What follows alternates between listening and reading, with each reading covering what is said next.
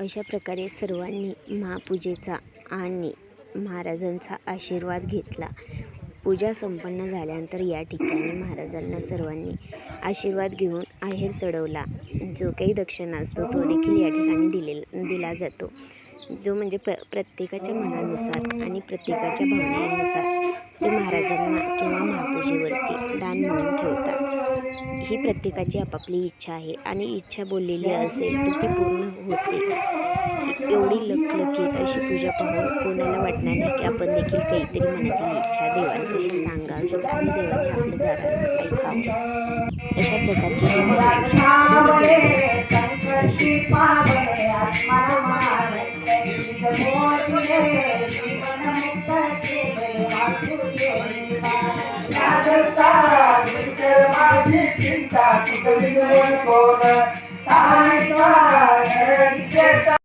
अशा प्रकारे ही पूजा संपन्न झाली आणि प्रत्येकाने आपापल्या इच्छेनुसार जे काही असेल ती इच्छा देवांपाशी मांडून आशीर्वाद घेतले. तुम्हाला कशी वाटली?